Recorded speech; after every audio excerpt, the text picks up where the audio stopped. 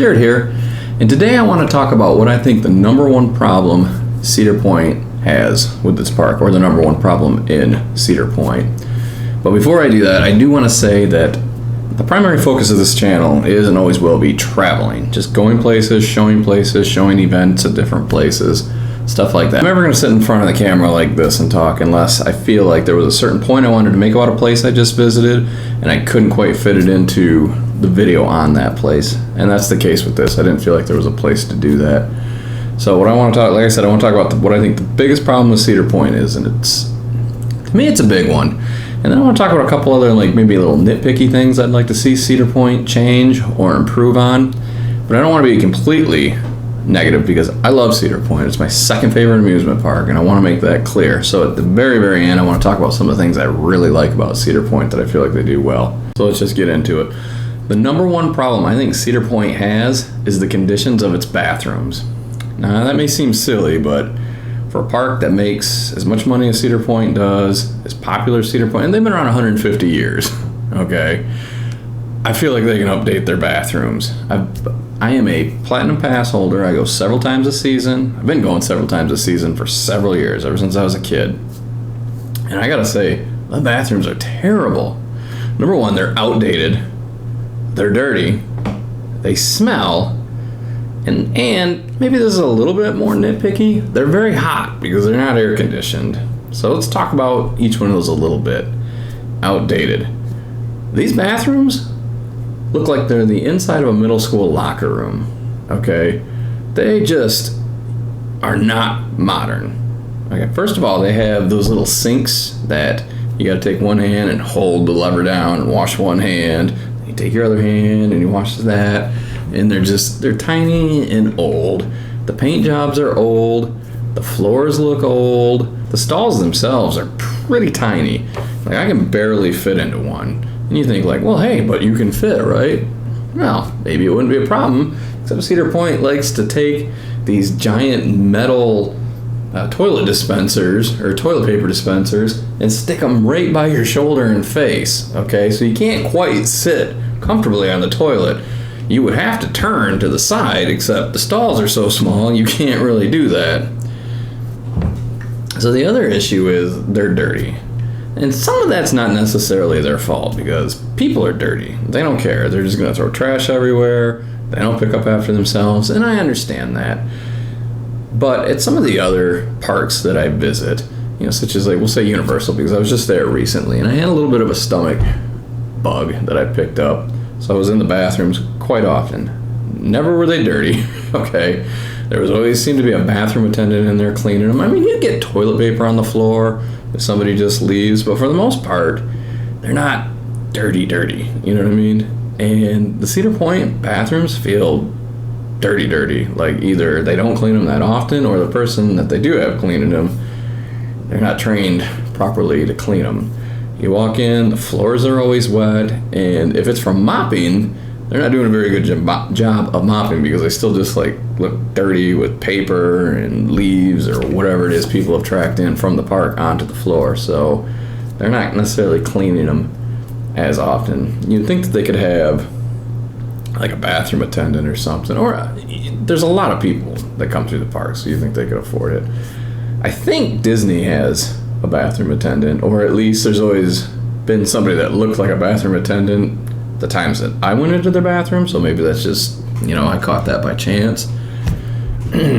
But at Cedar Point, it's like, I've seen a couple people, like, cleaning the bathrooms, looking miserable, just kind of like, I don't really care if this gets clean or not.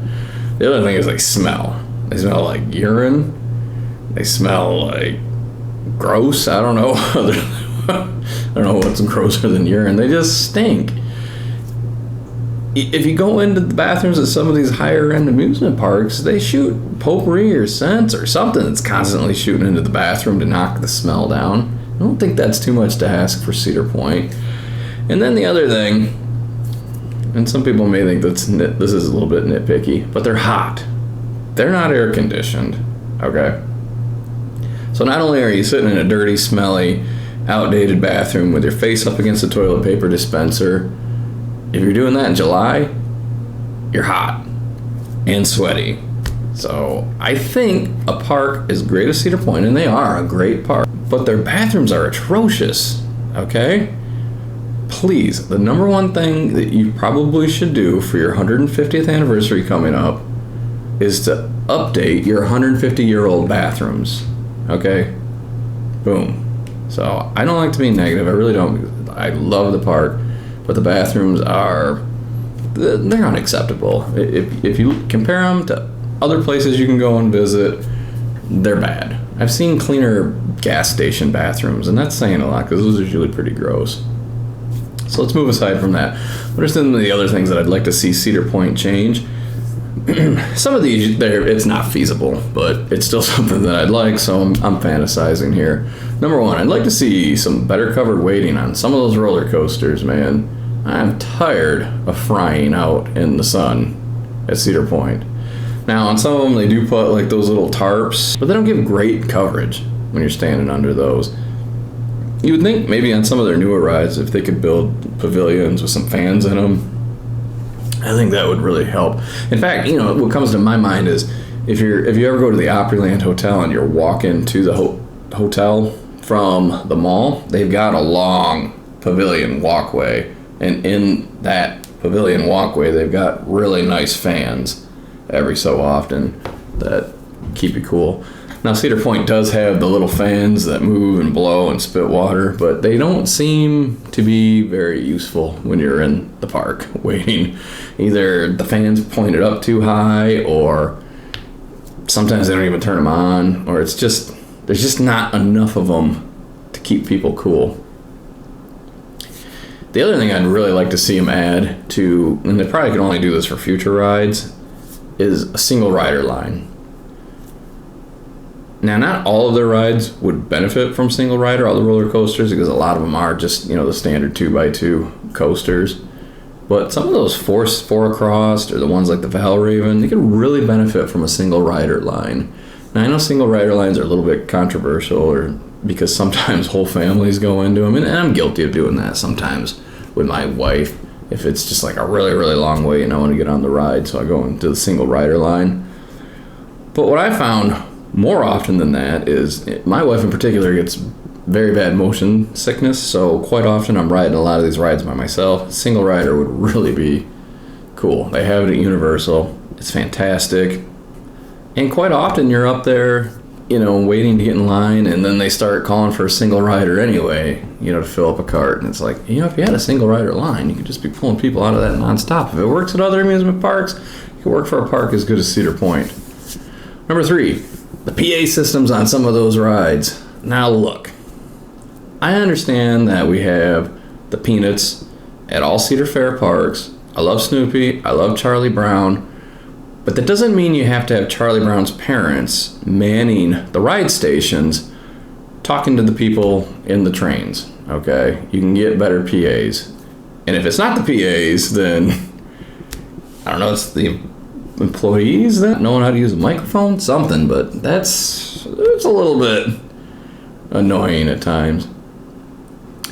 And finally, some of the older roller coasters really, really need to be replaced, such as ones in particular I'm thinking about are the Corkscrew, the Mine Ride, and the Blue Streak. And I know that may not be a popular opinion because the Blue Streak's the oldest coaster in the park and it's fantastic, but they're just outdated rides. They hurt to ride, they're jerky, they're painful. When you go up in the Blue Streak, yeah, it's a cool ride, but you can feel your train buckling, and some people may like that, others don't. I don't particularly like how painful they are to ride. I think you could even maybe keep the rides as they are and just maybe upgrade them a little bit. Something, but yeah, those things need to be upgraded. Now, on to the things that I really like about Cedar Point.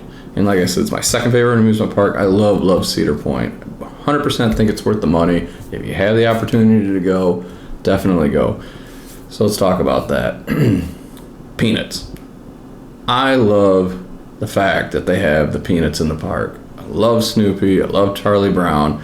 I love the themed kid areas, Planet Snoopy, Camp Snoopy, whatever it is.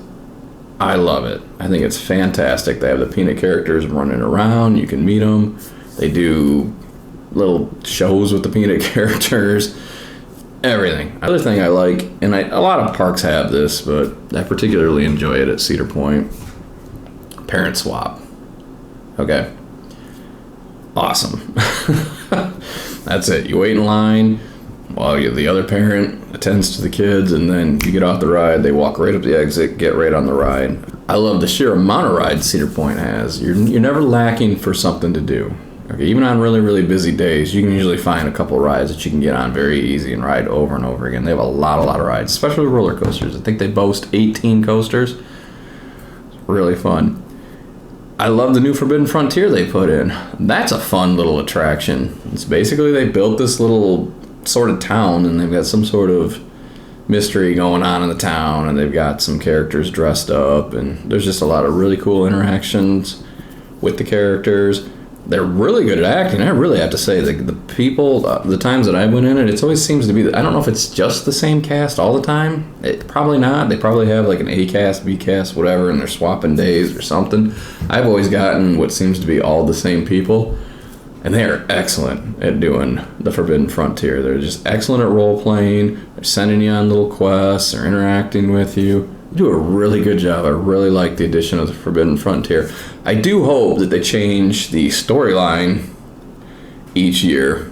I don't want them to just use the same storyline for the next 20 years or whatever they're going to have the Forbidden Frontier, because that could get pretty old pretty quick.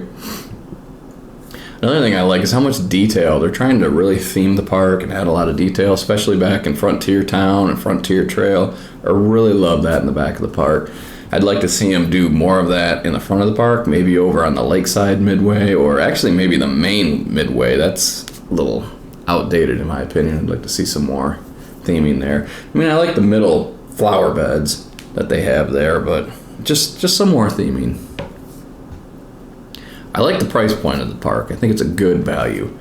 Now, if Cedar Point charged the same as Disney World or Universal, it wouldn't be nearly as good of a park, okay?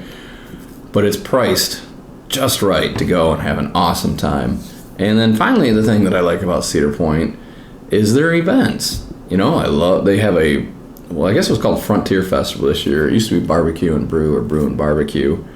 That was a lot of fun, where you could go and you could do, it's like some of the other amusement parks where you do food tastings and beer tastings, and they've got booths set up. But I really like the one at Cedar Point. I really enjoyed it. It's back there in Frontier Town. I thought they did a really good job with that. I love Halloween's. They used to do a food truck battle, but I don't think they're doing that this year. I love that. They do some sort of summer thing. What is it now? Summer night? Something like that over there on the beach side they're doing. I like it. Oh, and a couple other things that I really like. They added like a wine tour this year. I love the fact that they did that. I think you can get in a little bike rickshaw and drink wine, and somebody's drives you around. And I like how much they've sort of built up that beach area now. They've got a nice little boardwalk there. I love those aspects of the park. I'm not trying to make them mad with the criticism of the bathrooms. It's such a great park. It's like, you shouldn't have this one really, really big flaw that holds you back, and it's the bathrooms. And I probably am actually understating the condition of the bathrooms. I went to, I don't remember what park was it.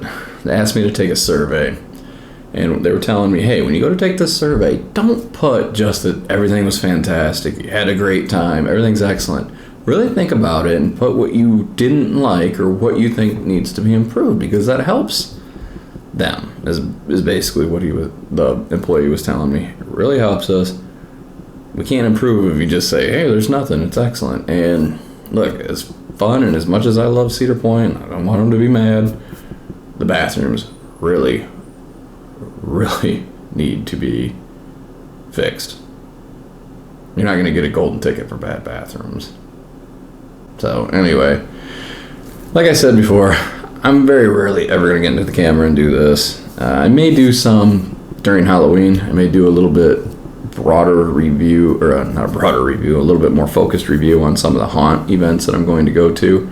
Because when you're in the park, I will, review haunts that I go through and talk about the event as a whole. But I may want to deep do a little bit deeper dive on that this fall, and that'll probably be about the next time I sit in front of a camera and do this. Thanks for watching.